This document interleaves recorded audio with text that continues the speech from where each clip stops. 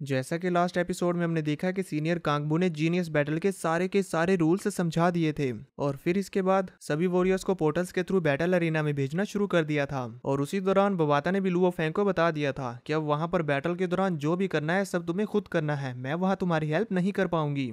अब आगे episode start होता है, हम देखते हैं कि लुओ फेंग कुछ सोच रहा होता है कि तभी अचानक से उसके सामने एक पोर्टल ओपन हो गया था, जिससे होते हुए वो सीधा बैटल वाली जगह पर आ गया था। और वहां पर आते साथ ही लुओ फेंग बड़ी तेजी के साथ नीचे की तरफ गिरने लग जाता है। उसे भी समझ नहीं आ रही थी कि ये अचानक से क्या हुआ। तभी वो खुद को हेवनली फॉरबिडन शटल की हेल्प से संभालता है और फिर कहता है यहाँ की ग्रेविटी तो बहुत ज्यादा है, तकरीबन अर्थ से 10,000 टाइम्स ज्यादा है, और तो और ये जगह रियाल्म विद इन रियाल्म से भी ज्यादा खौफनाक है।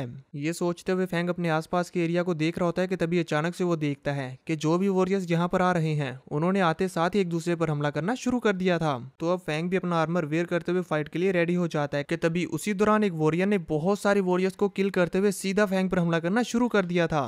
फैंग उसके इन सभी अटैक्स को डॉज करता है और फिर एक पिलर का सहारा लेते हुए यहाँ के एनवायरनमेंट को देखते हुए सोचने लगता है इस रियाल में टोटल 8.2 बिलियन जीनियस इकट्ठा हुए हैं। हालांकि ये फाइट आसमान में हो रही है पर ये सभी वॉरियर्स बहुत ही ज्यादा स्किल्ड हैं। इन्हें इस बात से फर्क नहीं पड़ता कि वो जमीन पर फाइट कर रहे हैं या आसमान में। इन सभी लोगों को किसी भी तरह करके बस अपने पॉइंट्स बढ़ाने हैं ताकि ये इस बैटल को विन कर सकें। फैंग अभी ये सोच रहा था कि तभी उसे चुपते हुए एक वॉरियर देख लेती है और उस पर हमला करने के लिए आगे बढ़ रही थी। जैसे ही वो फैंग पर हमला करती है तो फैंग उसे डॉज करते हुए अपनी हेवनली फॉरबिडन शटल की फिश स्वॉर्ड बनाते हुए उस पर एक जानलेवा हमला करता है, जिसकी वजह से वो वॉरियर दूर जाकर दीवारों के साथ टकराती है। तभी फैंग को सेंस होता है कि ये अभी तक नहीं मरी, इसलिए फैंग दोबारा से अपनी उसी फिश स्वॉर्ड से और भी ज्यादा पावर के साथ हमला करते हुए उसे जान से मार डालता है।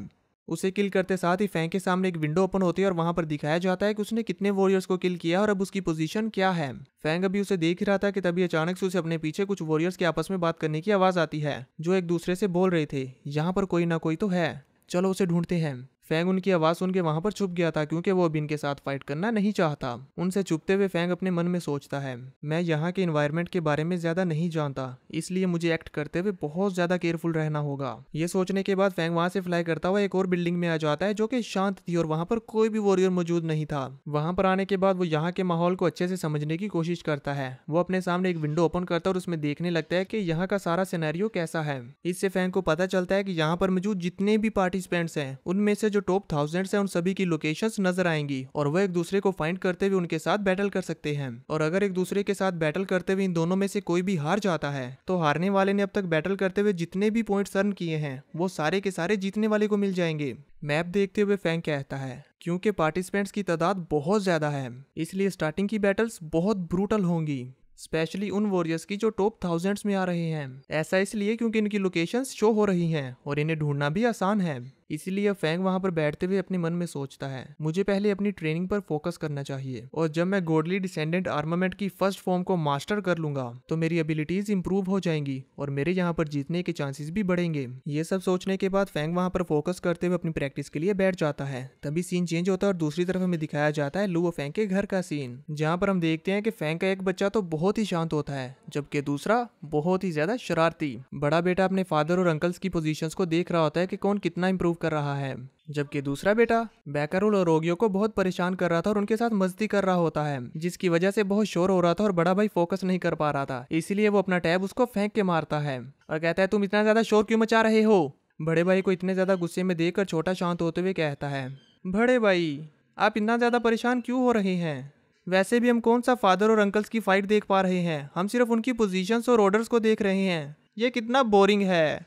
जिस पर बड़ा भाई उसे कहता है मदर ने हमें पहले ही बताया है बच्चों को वॉरियर्स को एक दूसरे को मारते हुए नहीं देखना चाहिए। वो भी इतना कहते हैं कि तभी वॉरियर लीशन की पोजीशन और भी ज्यादा बढ़ जाती है, जिसे देखकर छोटा भाई खुश होते हुए कहता है वाओ अंकल लीशन बहुत तेजी से आगे बढ़ रहे हैं। इसी के साथ व्यू चेंज होता हमें दिखाया जाता है वॉरियर ली शैन को, जो कि अभी इस वक्त एक दूसरे वॉरियर के साथ फाइट कर रहे थे और देखने में ये वॉरियर व्हाइट रोब के क्लैन से लग रहा होता है। इन दोनों के बीच की ये फाइट बहुत ही ज्यादा तेजी के साथ हो रही होती है और इन दोनों के मूव्स वो भी हाई क्लास के होते हैं। फाइट के दौरान वॉरियर ली शैन अपने ओपोनेंट को उकसाने की कोशिश भी करते हैं और उसे उकसाते हुए कहते हैं तुम कितने स्लो हो। उनकी ये टेक्निक काफी हद तक काम भी आ रही थी क्योंकि वो वॉरियर गुस्से में अपना कंट्रोल खो रहा था, जिसका फायदा वॉरियर ली शैन उठाते हुए उसे बहुत बुरी तरह से हिट करते हैं तो मजबूरन उस वॉरियर को पीछे हटना पड़ता है। वो वॉरियर अपनी जान बचाकर वहां से भागने लगता है तो ये देखकर वॉरियर लीशान अपनी एक बहुत ही ज्यादा पावरफुल टेक्निक को यूज करते हैं और बड़ी तेजी के साथ उस वॉरियर के सामने आते हुए अपनी थंडर स्वॉर्ड से उसके 2 टुकड़े कर डालते हैं और एक जोरदार थंडर ब्लास्ट के साथ उस वॉरियर का किस्सा वहीं पर खत्म। तभी हम फिर से बच्चों को देखते हैं जो यहाँ पर कंपेयर कर रहे थे कि फादर और अंकल्स में से कौन आगे है, जिसमें उन्हें पता चलता है कि सबसे आगे अंकल लीशन है, सेकंड नंबर पर अंकल होंग है और थर्ड नंबर पर फादर है। ये देखकर छोटा भाई अपने बड़े भाई से कहता है, फादर इतना पीछे क्यों है, उन्हें तो दोनों अंकल्स से आगे होना चाहिए था ना।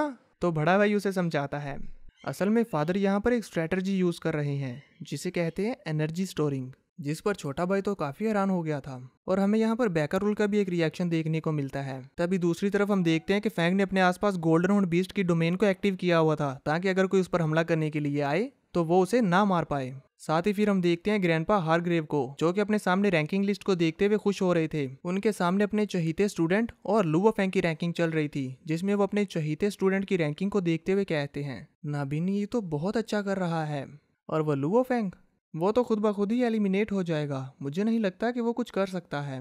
ग्रैंडपा हारग्रेव यहाँ पर इस खुशफहमी में थे जबकि दूसरी तरफ नोलांसन क्लैन लीडर फैंग की रैंकिंग को देखते हुए कहते हैं, लुओ फैंग पता नहीं तुम कौन सी ट्रिक यूज कर रहे हो पर मैं तुम्हें इस बैटल की सिलेक्शन लिस्ट में नहीं आने दूंगा। इसी के साथ व्यू चेंज हो जाता है और हम देखते हैं लुओ फैंग को जो कि बड़े ही फोकस के साथ अपने गोडली डिसेंडेंट आर्मामेंट के फर्स्ट फॉर्म को मास्टर करने की कोशिश कर रहा होता है और यहाँ पर हम देखते हैं कि तकरीबन वो इसमें कामयाब भी हो चुका था और फिर इसके बाद थोड़ी देर की मेहनत में हम देखते हैं कि लुओ फैंग इसमें कामयाब हो चुका होता है। पहली फॉर्म को सक्सेसफुली मास्टर कर लेने के बाद फैंग अपनी आंखें खोलता है और कहता है, कंपटीशन की इस एलिमिनेशन स्टेज को स्टार्ट हुए ऑलरेडी 10 दिन हो चुके हैं, यानी कि इसका 1/3 कंप्लीट हो चुका है और अब मैंने भी अपने गॉडली डिसेंडेंट आर्मामेंट के फर्स्ट फॉर्म इल्यूजन स्वॉर्ड को मास्टर कर लिया है। लेकिन अब मैं जिनका सामना करूंगा वो सभी वो मास्टर्स हैं जो इस ब्रूटल बैटल में सरवाइव कर चुके हैं। वो अभी इतना सोच ही रहा था कि तभी उसे सेंस होता है कि उसके आसपास बहुत सारे वॉरियर्स हैं जो उसे चारों तरफ से घेर रहे हैं। जैसे ही फैंग को ये फील होता है तो अपनी ब्रेन फील्ड को यूज करते हुए अपने आसपास के सारे एरिया को स्कैन करके देखता है और उसे मालूम होता है कि ये तो नोलांसन क्लैन के वॉरियर्स हैं जिन्होंने उसे पूरी तरह से चारों तरफ से घेर लिया है। वो वॉरियर्स फैंग पर हमला करते हुए उसे मारने की तैयारी कर रहे होते हैं जबकि दूसरी तरफ फैंग अपने मन में सोचता है, इन सभी वॉरियर्स के ओरा से मुझे ये फील हो रहा है कि इन सब की एबिलिटीज जबरदस्त हैं और ये टोरवो से ज्यादा डिफरेंट नहीं है। हाउएवर क्योंकि ये सब हाई लेवल के वॉरियर्स हैं तो इनके पॉइंट्स बहुत ज्यादा होंगे जिनका मैं फायदा उठा सकता हूँ। ये सोचकर फैंग अभी हल्की सी स्माइल करता ही है कि तभी नोलांसन्स के वो सभी वॉरियर्स छतों और दीवारों को तोड़ते हुए चारों तरफ से फैंग पर हमला करने लगते हैं। अब इससे पहले कि उनके ये सभी अटैक्स फैंग को टच हो पाते तभी फैंग अपने गोल्डन हॉर्न बीस्ट की डोमेन पावर्स को रिलीज करता है जिसकी वजह से ये सभी वॉरियर्स जितनी स्पीड के साथ फैंग पर हमला करने के लिए आगे बढ़ रहे थे उससे भी दुगनी स्पीड के साथ अब पीछे की तरफ गिर रहे होते हैं इससे पहले कि ये सभी खुद को संभाल पाते। तभी फैंग तेजी के साथ उन पर हमला करने के लिए आगे बढ़ते हुए कहता है, अपने बॉस को बता देना कि मैंने तुम लोगों के सारे पॉइंट्स ले लिए हैं। ये कहते साथ ही वो अपनी फिश स्वॉर्ड से उन पर हमला करता है पर वो सभी फैंग के इस अटैक को डॉज करते हुए इधर उधर बिखर गए थे और फिर से एक साथ मिलकर फैंग पर हमला करना शुरू कर देते हैं जिनसे पहले तो फैंग अपनी हेवनली फॉरबिडन शटल शील्ड बनाते हुए बचता है और फिर एक एक करके उन सभी को चुन चुन के अपनी फिश स्वॉर्ड से मारने लगा था कि तभी इतने में कुछ वॉरियर्स फैंग पर चारों तरफ से हमला करते हुए उसे मारने की कोशिश करते हैं तो वो अपने फ्लाइंग नाइफ्स को यूज करते हुए उन सभी को एक झटके में ही जान से मार डालता है। ये सीन तो बहुत ही ब्रूटल था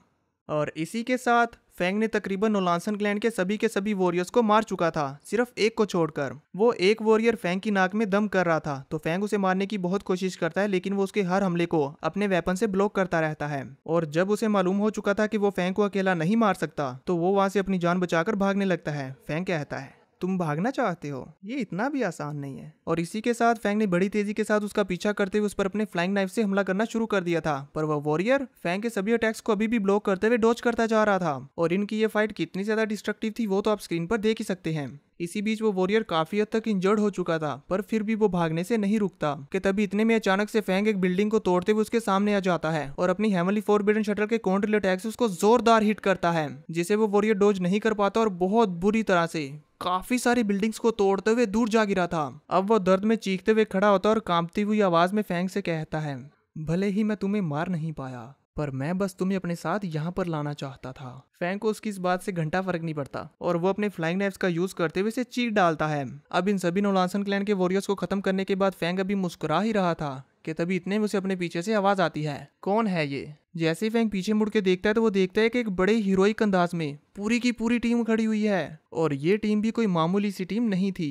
उस टीम का कैप्टन फैंग से कहता है, तुम्हारी हिम्मत कैसे हुई कियानवू रॉयल फैमिली की टेरिटरी में आकर हमें चैलेंज करने की। उन्हें देखते हुए फैंग अपने मन में सोचता है, वो नोलानसन जानबूझकर मुझे यहाँ पर लाया। और फिर जैसे ही वो उन वॉरियर्स की तरफ देखता है तो उस टीम का कैप्टन अपनी टीम को ऑर्डर देता है, इसे जान से मार डालो। उसकी ये बात सुनकर यूजिन और फैंग की पूरी फैमिली बहुत ज्यादा शॉक हो चुकी थी और फैंग की मदर और फादर तो बहुत ज्यादा पैनिक करने लगते हैं कि अब फैंग का क्या होगा कहीं कि तभी इतने में वो अपने सामने स्क्रीन पर देखते हैं कि फैंग तो उन वॉरियर्स को इस तरह से धो रहा है जैसे धोबी कपड़ों को धोता है। फैंग उन कियानवू टीम के वॉरियर्स को पटक पटक के दीवारों पर मार रहा था। ये देखकर तो फैंग की मदर को भी एक पल के लिए समझ नहीं आता कि ये कैसे, तो अब वो थोड़ी सी रिलैक्स हो जाती हैं। जबकि दूसरी तरफ हम देखते हैं कि फैंग ने कुछ ही पलों में कियानवू रॉयल फैमिली की पूरी टीम को निपटा दिया था। वहीं फैंग की मदर उसकी फाइट को देखते हुए कहती हैं, फैंग कुछ ज्यादा ही ब्रूटल नहीं है। जैसे वो फैंग के फादर की तरफ देखती हैं तो वो तो बहुत खुश हो रहे थे और अपने बेटे को चेयर कर रहे होते हैं कि वाह बेटे बहुत अच्छा काम किया, शाबाश। ये देखकर तो शौक हो चुकी थी और साथ ही उन्हें फैंग के फादर पर गुस्सा भी आता है। अब क्योंकि मैंगी भी लुओ फैंग की ये सारी फाइट देख रहा होता है तो बैकरोल उसके पास आता है। तभी मैंगी उससे पूछता है, ओग्यो कहाँ है? तो बैकरोल उसे बताता है वो दूसरे कमरे में बच्चों को संभाल रहा है। तुम बताओ हमारे बॉस का क्या हाल है? जिस पर मैंगी जी बताता है वो अब तेजी के साथ आगे बढ़ रहे हैं। वहीं हम देखते हैं फैंग के ब्रदर को, जिसकी खुशी का तो कोई ठिकाना ही नहीं था। वो अपने ब्रदर को इतनी तेजी के साथ वॉरियर्स को किल करते हुए और आगे बढ़ते हुए देखकर बहुत खुश था। फैंग की पोजीशन अब बड़ी तेजी के साथ आगे बढ़ रही थी। किसी ने सोचा भी नहीं होगा कि कोई वॉरियर लेट शुरुआत कर इतनी जल्दी आगे आ सकता है। फैंग की पूरी फैमिली और यूजिन भी से बहुत खुश हो रही होती है। अब क्योंकि फैंग 8.2 बिलियन लोगों की लिस्ट में 3000 पर आ चुका है, यानी कि अब फैंग को और भी ज्यादा पॉइंट्स इकट्ठा करते हुए टॉप 1000 की लिस्ट में आते हुए फर्स्ट नंबर पर जाना है। ये सब देखते हुए बैकरुल कहता है, जो भी वॉरियर्स टॉप 1000 की लिस्ट में होते हैं उनकी लोकेशन रिवील कर दी जाती है। लगता है इसी वजह से बॉस चारों तरफ से घिरने से पहले अपनी एनर्जी को बचा रहे हैं। जिस पर मैंगी ये कहता है, ऐसा लगता है कि जरूर उनके पास कोई ना कोई प्लान है। और इसी के साथ ये एपिसोड हो जाता है खत्म। तो देखेंगे नेक्स्ट एपिसोड में कि क्या फैंग टॉप 1000 की लिस्ट में फर्स्ट पोजीशन पर आ पाएगा।